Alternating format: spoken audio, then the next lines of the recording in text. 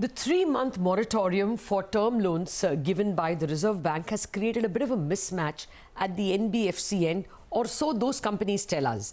They say their customers now are expecting to defer their EMIs or their repayments by 3 months, but at the same time, the forbearance is not available for the NBFCs to service their bonds and debentures and public deposits.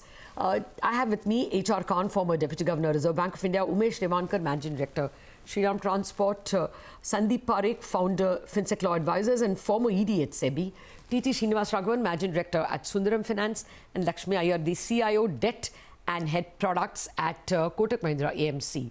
Gentlemen and lady, thank you very much. Let me just state the problem for the benefit of our viewers. This is really the NBFC point of view that I got over the last 24 hours. Their first problem, as we said, the forbearance is for loan repayment, not for servicing interest on bonds. Now, NBFCs say that almost 60% of their source of funding is either bonds, debentures, or public deposits. Over there, they have to service the interest, but most of their borrowers are expecting a moratorium that they will not pay for 3 months. So there is a mismatch.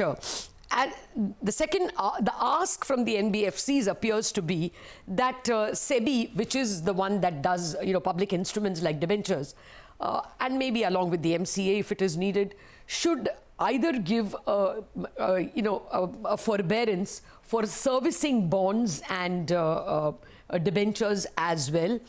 Also, rating agencies, of course, have been told to go a little slow, but rating agencies should be told to give a complete holiday for 3 months since all activity has come to a standstill. They also say that to meet this mismatch, RBI should open a line of credit through some entity which is probably equity funded by the government, but a line of credit is needed for NBFCs because they are facing an asset liability mismatch. Also, the other problem they have, or again, this is over the last 24 hours, that although banks are sitting on a lot of money and they are going to, borrowing money from RBI at 4.4% in the long-term repos, they are not really buying corporate bonds because now they are it is a buyer's market. So they are able to command a higher yield and therefore in some way either they should be cajoled or forced to buy these bonds.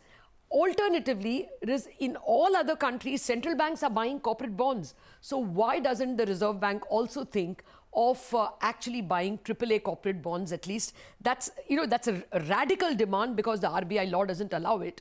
But that is a demand that is coming from certain sections in the financial sector. Finally, in terms of forbearance as well, the NBFC and even for that matter banks say that a lot of people pay loans just about 1 week before the 90-day ends and you become an NPA. So, that is what you call SMA-1, SMA-2 loans. Loans that were due in Jan, loans that were due in February have not been paid and people would have paid it in the second half of March, but there is a lockdown. So don't give forbearance only prospectively, give forbearance for even SMA-1, SMA-2 loans. I don't know how much that is legally possible. And then there are other sundry demands, which I'll also just quickly, wrap up. A lot of people, including not just NBFCs, all corporates are asking if the financial year can be extended to 15 months, if RBI should think of a one-time restructuring itself for all loans in the next 6 months and not just forbearance for 3 months, as well whether government should pay all its dues without any question or arbitration because this is a national calamity. So RBI should remove WMA limits for a couple of months and allow governments to borrow. Okay, this is the entire set of demands. The first few of them were from NBFCs. The last is from Entire India Inc. Now let me invite my guests. First, I come to the people who probably are facing the asset liability mismatch. Umesh Revankar of Shriram Transport and Raghavan. You go first, Mr. Revankar. Is this going to be a problem that your borrowers will demand moratorium, but you have to service your bonds? Yeah, bond has been a reasonably large portion of our liability over the period. And definitely we need some kind of forbearance in the bond.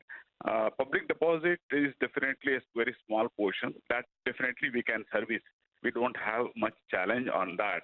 But capital market through SEBI, I think forbearance in the bond market should definitely help us, because that is going to be a large chunk in most of the NBFCs. Okay. Mr. Srinivas Raghavan, your views? Absolutely. I think apart from the bonds, there's also the securitized paper and the direct assignments, where we as NBFCs don't really have the right, because we are no longer the owners of these assets. So the trustees or the guys who bought our paper have to authorize us to extend this moratorium if we ask for it. So Umesh is right. Bank borrowing at best is maybe between 30 and 40% for many NBFCs, and the balance does come, as he says, from bonds and from securitization. So we clearly do need an answer to this. Of course, we have sent this representation to the Reserve Bank as well as to the ministry, and we're basically awaiting Sir, what is your their ask? response. What's your ask, Mr. Srinivas Raghavan? No, we're saying, please, just like you've done for bank loans, please also give us the same forbearance on, payment of interest on bonds, and similarly for securitized paper. Okay. Well, let me toss this now. Back to back, basically. Yeah, got it. Let me toss this to the lawyer who has also been a former SEBI ED, and this is squarely in, SEBI's lap. What's your take, Sandeep? There are some people who argue that debentures are public instruments. So they are often held by, say, pensioners and maybe widows who live off that money. There are also foreign funds who hold this. There are mutual funds which hold it, in their FMPs. Is it that easy and, first of all, legally possible? Yeah.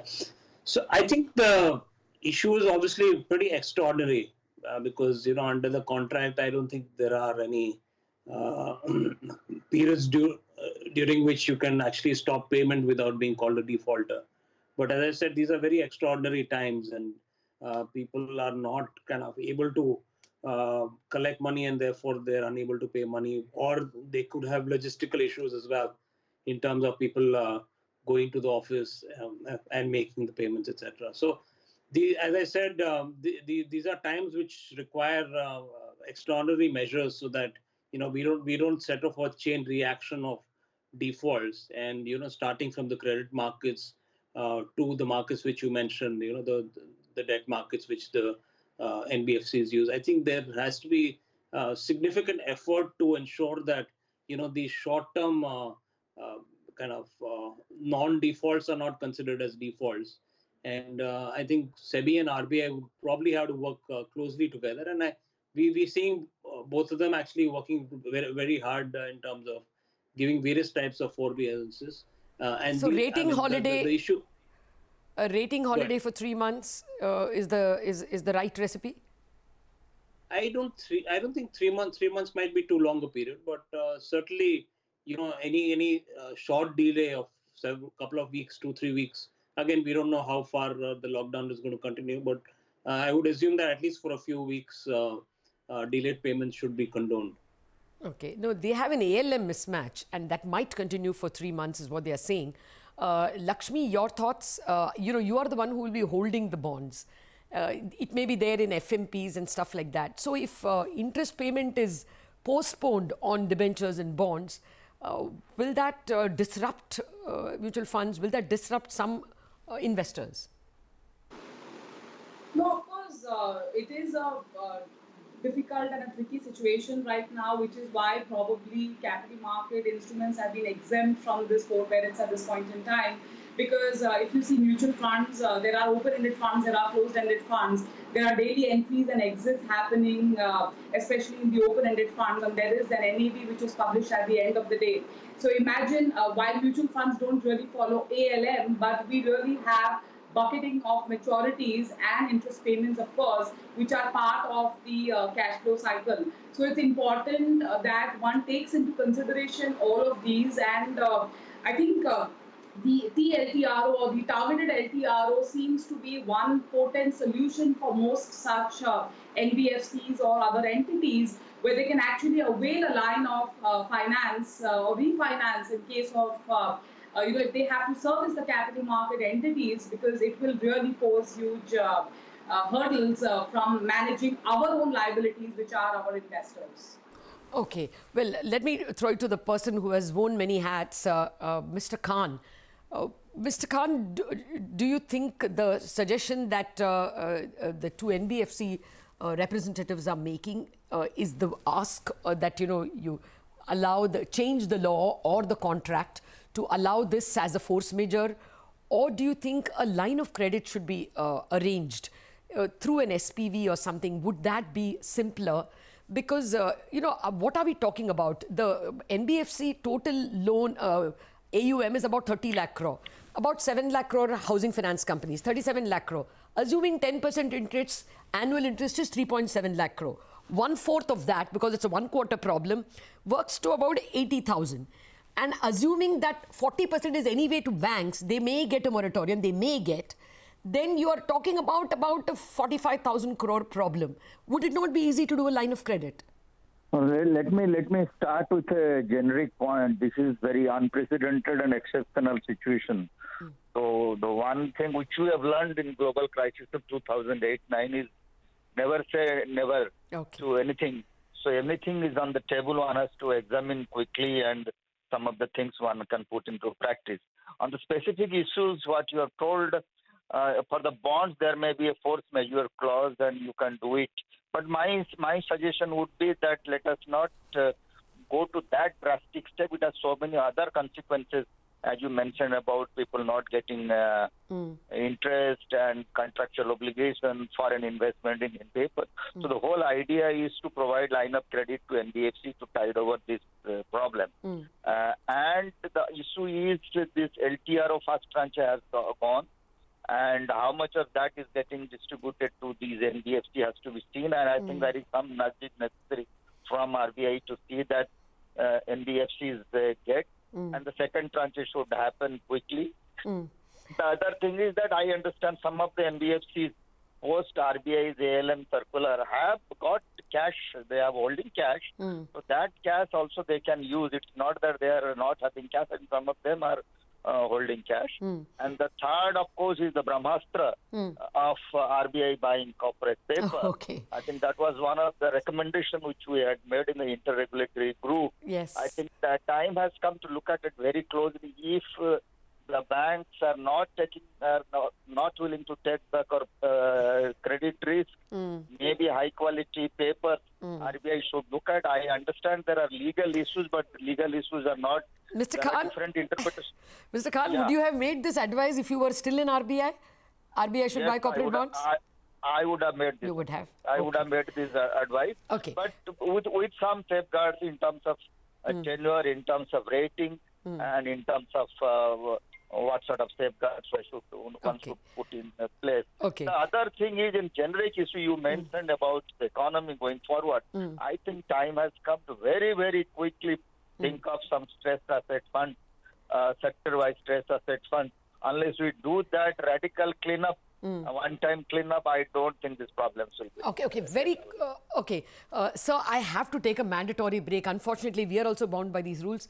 I'm coming back and asking all of you for your one best suggestion to the government or to RBI. We're back in a minute.